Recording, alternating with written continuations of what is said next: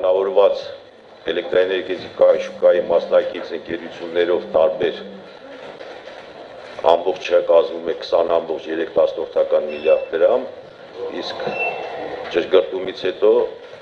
անցած երկուշաբթի օրը, երբ մենք ինտերնետային կայքում ճշգրտված հիմնավորված փաստաթղթերը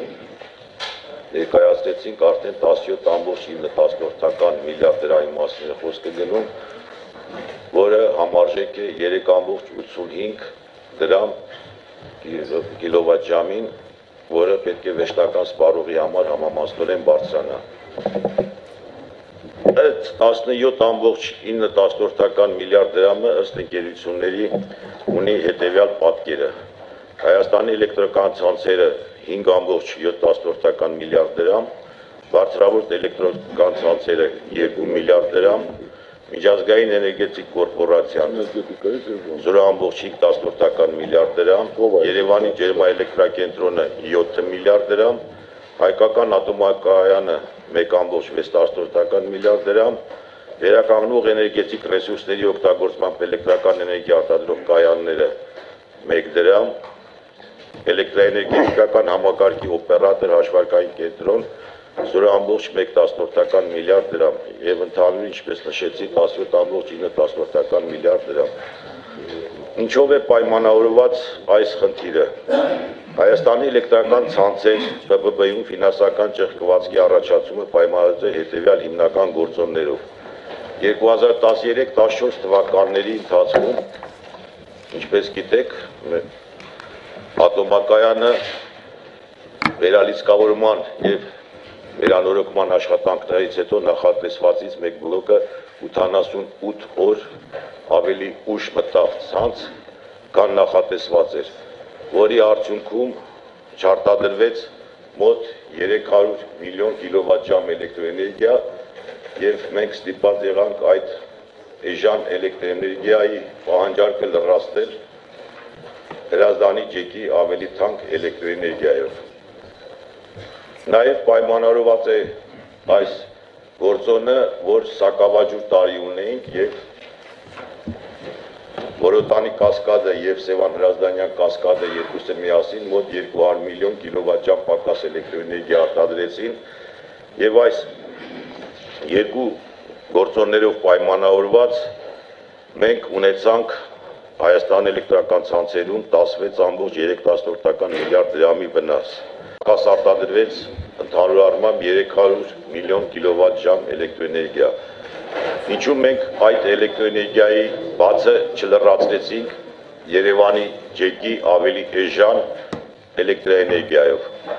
Մի պարզ պատճառով, որ Երևանի ջեկը ամբողջ հզորությամբ իր անձնագրում նախատեսված ամբողջ հզորությամբ սակագնային այս հաշվարկման տարում մատակարարել է հոսանք եւ որևէ այլ 1 կիլովատժամի ռեզերվ չունենք, որպեսզի մենք լրացնենք այդ ավելի էժան էլեկտրոէներգիա արտադրող կայանով։ Իսկ մեր ամենաթանկ էլեկտրոէներգիա արտադրող կայանը, որը Հրազդանի ջեկն է, ունի, ինչպես գիտեք, այնքան ռեզերվներ, որ նա կարող է ամբողջությամբ փակել մեր Հայաստանի Հանրապետության պահանջարկը, բայց ցավոք սրտի ունենք տվյալ դեպքում ամենաթանկ սակագնով արտադրվող էլեկտրոէներգիան։ Սա է պատճառը։ Կազմակերպությունների պատասխանատուները, որոնց ապաշնոր կառավարման արդյունքում առաջացած ֆինանսական ճեղքվածքը այսօր պիտի փակի Հայաստանի Հանրապետության քաղաքացին։ Ես մի քանի հարց ունեմ ձեզ, օրինակ, հիշեցրեք, ինչ գնով է վաճառվել Հայաստանի էլեկտրական ցանցերը, ինչ ներդրումներ էին իրենք խոստացել այս տարիների ընթացքում, որ արվել, որքանն է այդ ներդրումներից արվել թե չէ, եւ երկրորդ հարց, ձեր կարծիքով այդ կազմակերպությունները, որոնք բոլորը միաբերան հայտարարում են, որ իրենք աշխատում են 0% շահութաբերությամբ, արդյոք մազոխիստներ են, թե ոչ, որտեղ եթե կազմակերպությունը աշխատում է 0% շահութաբերությամբ, այստեղ երկու տարբերակ պիտի լինի, կամ կամ իրենք ինչպես նշեցի հոգեբանական ինչ-որ շեղումներ ունեն, որ համառորեն եւ շատ ակտիվ շարունակում են աշխատել 0% շահութաբերությամբ, կամ ուղղակիորեն ապաշնոր եւ վատ կառավարիչներ են։ Եվ չեք կարծում, որ վատ կառավարման դեպքում այդ կազմակերպությունները իրենց կառավարումը պիտի հանձնեն շատ ավելի արդյունավետ կառավարողների, որպեսզի կրկնում են նրանց վատ մենեջմենտի արդյունքում այսօր հիմա մենք ստիպված չլինենք կազմակերպելու այս լսումները եւ ազդարարելու, որ օգոստոսի 1-ից Հայաստանի Հանրապետության քաղաքացի սպառողը վատ մենեջմենտի հետևանքները պիտի մարի իր գրպանից։ Շնորհակալ եմ։ 40 միլիոն դոլարով։ Ինչ ներդրումներ են նախատեսված եղել այս ընթացքում։ Միանգամից ասեմ, որ վաճառվելուց հետո մինչև 2007 թիվը ներառյալ որևէ ներդրում Հայաստանի էլեկտրական ցանցերում տեղի չի ունեցել։ Ինչպես գիտեք, 2007 թվականին տեղի ունեցավ սեփականատիրոջ փոփոխություն։ Եվ Midland Resourcing-ից այդ Հայաստանի էլեկտրական ցանցերի 100% բաժնեմասը անցավ RAO-ES ընկերությանը։ 2007 թվականից հետո ներդրումների ամբողջ քանակը, պարոն Բաղրամյան, ինչ քանակ ասում եք, 80 միլիարդ դրամի կապիտալ ներդրումներ են կատարվել այս տարիների ընթացքում։ Ներդրումների հիմնական մասը նպատակաուղղված է եղել հուսալի եւ անվտանգ էլեկտրամատակարարում ապահովելու համար, մեր լիցենզիայի պայմանների ամրագրված ստանդարտներին համապատասխան էլեկտրոէներգիայի ապահովման նպատակով անջատումների տևողությունը հասցնելու այն քանակությանը, ինչը ամրագրված է լիցենզիայում եւ էլեկտրոէներգիայի մատակարարման եւ օգտագործման կանոններում, ինչպես գիտեք, մենք սահմանել ենք, որ էլեկտրոէներգիայի ընդհատումները 2 ժամից ավել չեն կարող լինել Երևան քաղաքում, որտեղ կա երկկողմանի սնուցում, եւ 8 ժամից ավել չեն կարող լինել մարզերում, եւ եթե այդ տևողությունից ավել է թույլ տալիս մատակարարը, տվյալ դեպքում Հայաստանի էլեկտրական ցանցերը, ապա գործում են տույժեր իօգուտ սպառողի։ Մենք վերջի անգամ մենք այդ տույժերը դարձրեցինք նաեւ ավտոմատ ռեժիմով իրականացվող տույժեր, այսինքն այլևս քաղաքացին կամ բաժանորդը իրավաբանական անձը դիմում չի ներկայացնում Հայաստանի էլեկտրական ցանցեր, այլ դրանք պարտավոր են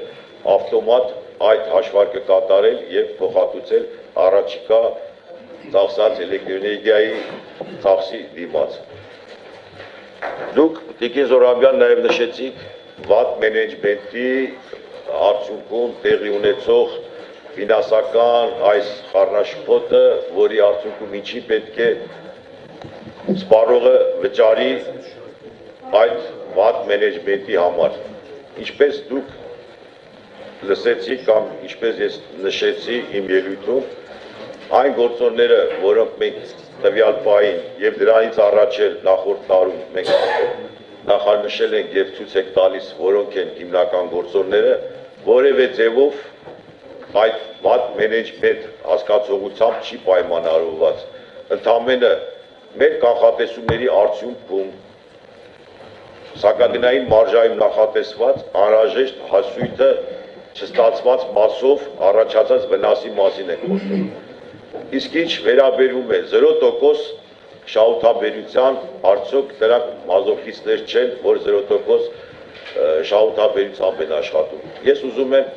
ըստ ընկերությունների հստակ ասեմ, որ ընկերությունում ինչ պատկեր ունենք եւ փորձեմ նաեւ մեկնաբանել ինչով է պայմանավորված այդ պատկերը։ Սկսենք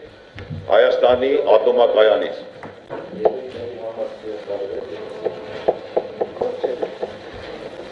Հայաստանի ատոմակայանը ուրեմն այո 0% շահութաբերություն ունի, ինչպես գիտեք, ատոմակայանը դա 100% պետական բաժնեմաս ունեցող ընկերություն է եւ այդ 100% բաժնեմաս ունեցող ընկերության շահույթի տոկոսը պետությունը կարող է հրաժարվել կամ ընդհանրապես ասել ինչքան է ուզում։ Տվյալ պարագայում մենք հաշվի առնելով, որ ատոմակայանի համար բոլոր այն անհրաժեշտ ծախսերը որոնք պետք է անվտանգ եւ հուսալի շահագործման համար սակագնային մարժայում նախատեսում ենք։ Գումարած դրան նաեւ դոնոր կազմակերպություններից եւ միջազգային կազմակերպություններից անվտանգության համար նախատեսված մենք ունեցել ենք նաեւ դրամաշնորհներ եւ արտոնյալ վարկեր, այդ տեսակետից իմ կարծիքով պետությունը տվյալ դեպքում էներգետիկայի նախարարությունը որպես լիազոր մարմին կառավարության կողմից շահագված հրաժարվել է իր շահութաբաժնից եւ դրա համար 0% է։